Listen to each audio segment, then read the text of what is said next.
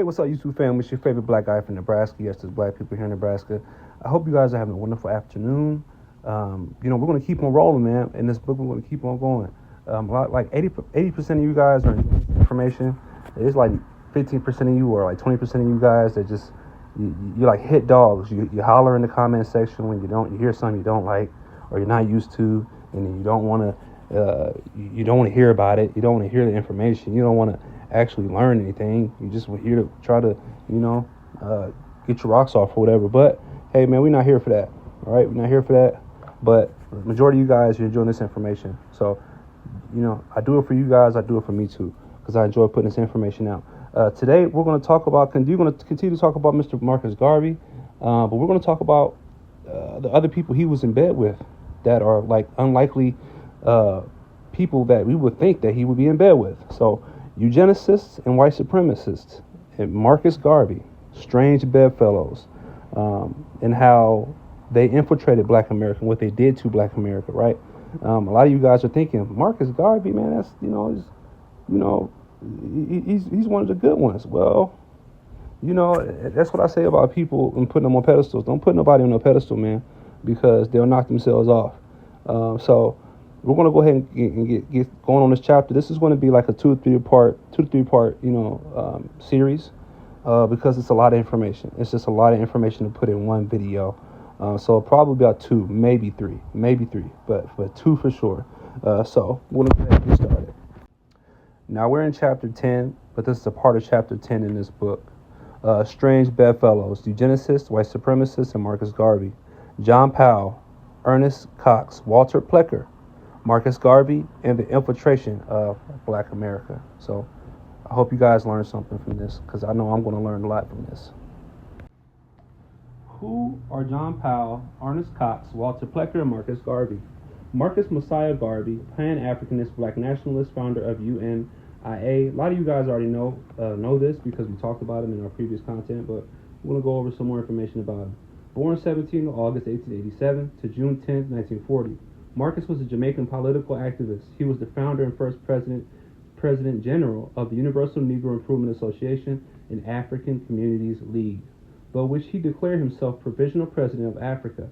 Ideologically, a Black nationalist and Pan-Africanist, his ideas came to be known as Garveyism. In 1917, arriving in the United States at 29 years old, Garvey initially lodged with a Jamaican expatriate family living in Harlem, a largely black area of New York City. He began lecturing in the city, hoping to make a career as a public speaker. Although at first his public speech he was heckled and fell off the stage, from New York City he embarked on a U.S. speaking tour, crossing 38 states.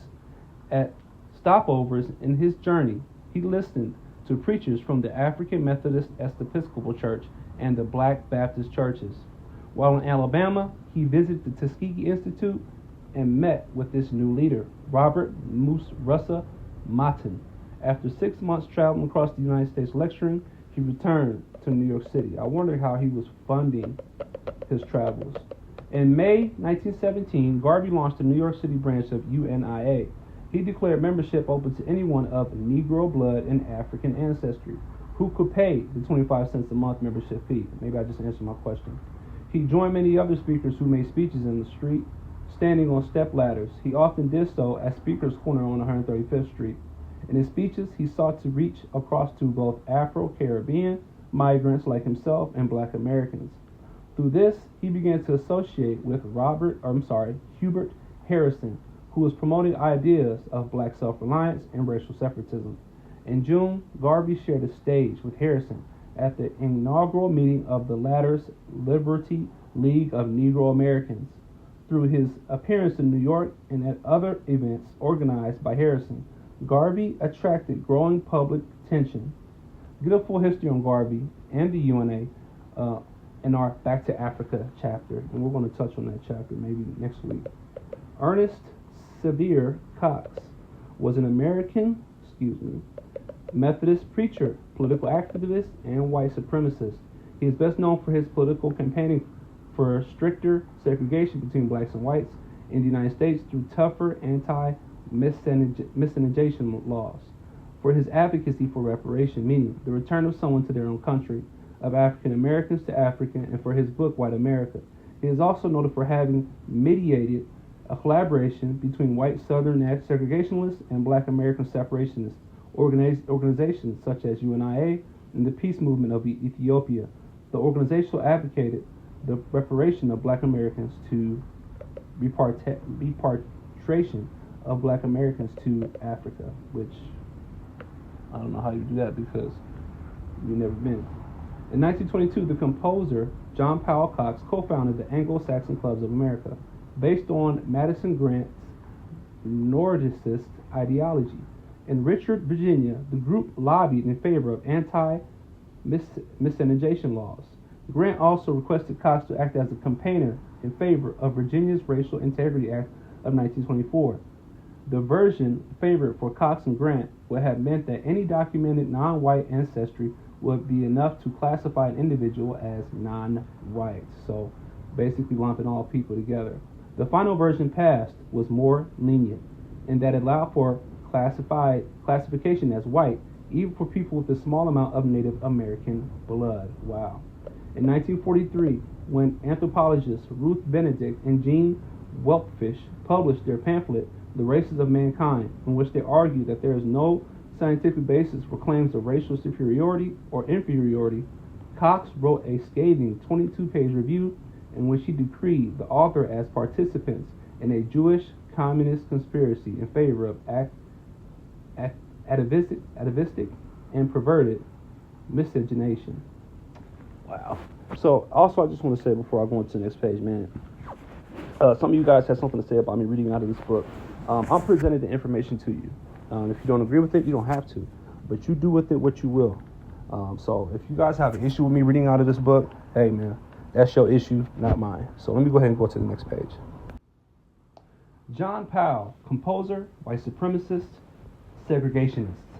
John Powell was a white supremacist who, with Ernest Sever Cox, helped to form an organization at the university called the Anglo-Saxon Clubs of America. The organization, whose president was Dr. Paul B. Barringer, sponsored the Racial Integrity Act of 1924. John Powell prided himself on uncovering and reinvigorating Anglo-Saxon folk tunes and viewed white Americans as the only real Americans, despite the open acknowledgement that they come from immigrants. I mean, how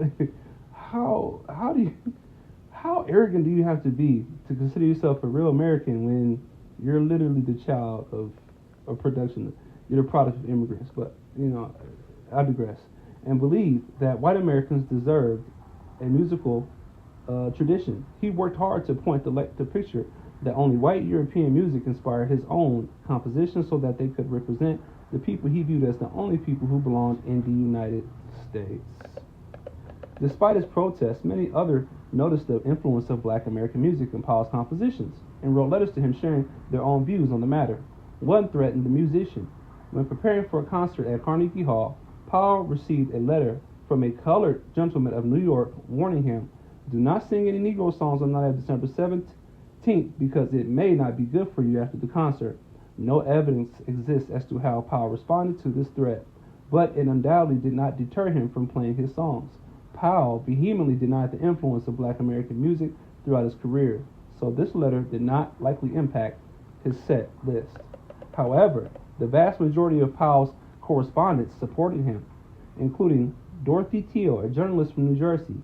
She wrote that her editor extolled Powell's song Rhapsody Negro as a masterpiece of surrealist abuse. You know just how much he must hate those darkies, but he also believed Powell should be able to do something of interest with Negro material.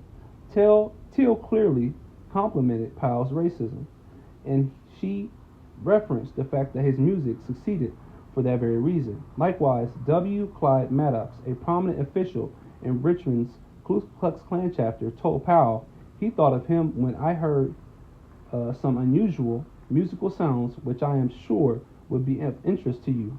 They were produced by my sister's backwoods Negro maid about 15 years old. This information would not be of interest to Powell if his music did not depend on black American tones. Yet clearly Maddox knew Powell would in fact want to know more. The constant references to different forms of Black American music indicate the reality of Powell's inspiration and the extent to which he appropriated Black American musical themes, melodies, and lyrics just like they do today. Walter Ashby Plecker, eugenicist, white supremacist, registrar for Virginia Bureau of Vital Statistics. Walter Ashby Plecker was an American physician and public health advocate who was the first registrar of Virginia's Bureau of Vital Statistics. Serving from 1912 to 1946, he was the leader of the Anglo-Saxon Clubs of America, a white supremacist organization founded in Richmond, Virginia in 1922. He drafted and lobbied for the passage of the Racial Integrity Act in 1924 by the Virginia legislature. It institutionalized the one-drop rule. Walter Plecker was a member of the Eugenicists movement and had an agenda targeted towards American Indians who were reclassified as colors, Negroes, blacks, mulattoes in the state of Virginia. Plecker intentionally attempted to eliminate any evidence of any American Indians in the state of Virginia in order to purify the white race. Walter Plecker modified birth records in the state of Virginia, and in some cases, Plecker actually ordered any documentation record on any individual that indicated Indian destroyed as well. Plecker threatened midwives that indicated Indian as the race on birth certificates. With the stroke of a pen, Plecker could write any individual into Negro status and legal and social oblivion. Plecker was only too willing to exercise that power, thus making him a figure of dread to Indians in general, but particularly to the Powhatan remnants in Rockridge and Amherst counties until his retirement and subsequent death in 1946. Plecker changed and/or destroyed labels on vital records to classify Indians as colored, mongrel, and mulatto, investigating the pedigrees of racially suspect citizens, and provided information to block or void interracial marriages with whites. That Walter Plecker, man. I was just responding to somebody in the comment section, and they were saying, "Oh, you guys, you black people, you guys haven't proved any evidence of you guys being here." And I brought up Walter Plecker, and then silence. So let's go ahead and go to the next page. What did these four men have in common? Before we can answer this question, with reading a detailed thesis compiling all the data sources for such claims, published by Sarah L. Trembanis in 2001. There's a title to this article. The article's name is Strange Bedfellows, Eugenicists, White Supremacists, and Mrcus Garvey in Virginia, 1922 to 1927. A thesis presented to the faculty of the Department of History, the College of William & Mary. We have filtered out the necessary information needed for this segment. If you'd like to read the full thesis, you can visit, and then there's a link right here that you guys can copy and paste and put in your search bar. But we're going to go ahead and continue to read because they've like they said, they filtered out the information and put it here for us to read. Book introduction. This study examines the eugenicist movement in Virginia in the 1920s.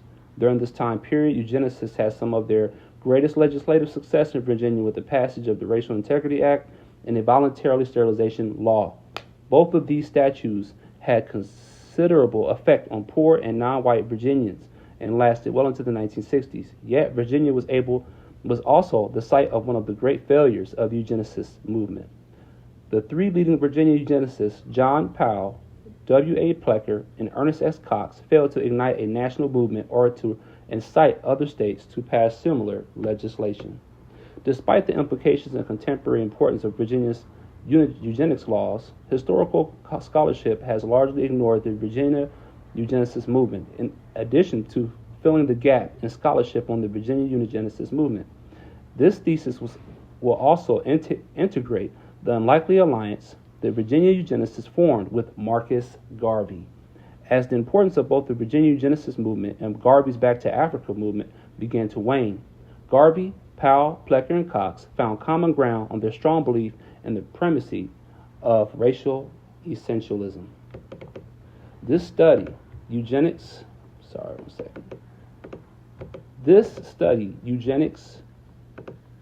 rhetoric will illustrate how racist ideology was combined with issues of gender and class, particularly in the South, in order to create an exclusive definition of whiteness that would exclude non-elite whites. Moreover, through a case study for the Virginia eugenicist involvement with the black separationist Marcus Garvey.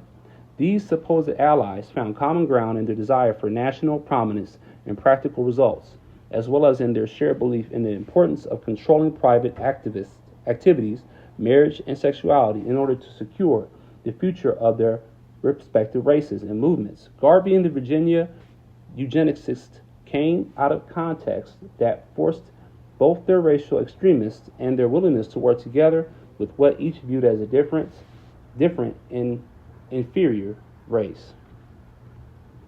The experience of Virginia eugenics demonstrates the potential that existed for the implementation of invasive eugenics policies within the South in the early 20th century, as well as the boundaries of eugenic legislation once implemented. It also shows the precarious position of Virginia as a state, caught geographically between North and South, and ideologically between conservatism and progressivism, as it encountered modernity and the current popularity of race science. The Virginia Eugenicists and Garvey focused their public campaigns primarily on the importance of racial purity and the danger of miscegenation. Their views on these topics, at least rhetorically, are quite similar despite their differing objectives. Moreover, it is through their correspondence regarding miscegenation and racial superiority that one can see the limits of anti-miscegenation legislation and the limits of the foreman's influence. In addition to the correspondence, we will present various published documents and speeches on racial purity given by Powell, Plecker, Cox, and Garvey to argue for a contrast between the public rhetoric of racial purity and the private racial ideology behind it. Census records and secondary literature on the political environment in the 1920s, Virginia will provide a context for the Virginia eugenics movement. In Virginia, Powell, Plecker, and Cox came into public view with the passage of the Racial Integrity Act of 1924. 1924, however, presented one of the last peak years of the national eugenics movement. Virginia had not been an active area for eugenic activities in the 1910s, when many northeastern states were passing legislation legalizing eugenic sterilizations. As a result, after their victory in the Racial Integrity Act, Powell, Plecker, and Cox faced an increasingly small audience willing to accept and further their eugenics goals. Additionally, the Virginia Eugenicists faced growing scientific evidence that called into question the very foundation of their belief in eugenics. Despite the odds against them, Powell and his associates continued to push for legislation that would strengthen state registration of race. The history of Marcus Garvey has been contentious and has differed greatly in offering explanations for Garvey's preoccupation with racial purity and his connections with white supremacists like the Virginia Eugenicists and the Ku Klux Klan. So I'm going to stop right there. This is going to be part one. It's probably going to be a third part to this, I'll be honest, y'all. It's a lot of information. But I hope you guys have learned a lot so far. So, strange bedfellows, guys. Very, very, very strange. From what we know about Marcus Garvey, we wouldn't think that he would be in bed with these individuals. But when we think about it, what Marcus Garvey wanted, and also where he came from, I mean, it does make sense. Every single, Marcus Garvey and the individuals that he aligned himself with didn't believe that the so-called Negro belonged here. He didn't believe that we had any connection to this country. Or maybe he did, maybe he didn't believe it, or maybe he knew it, but he felt as though he was there to separate us from it. So I don't know. I can't ask that question. But like I said, man, this is going to be a great series. You guys are going to learn a lot. You're going to continue to learn a lot. I've learned a lot thus far reading this to you guys. Hope you guys enjoyed this information. It's your favorite black guy from Nebraska. This is Black from Nebraska. I'm out.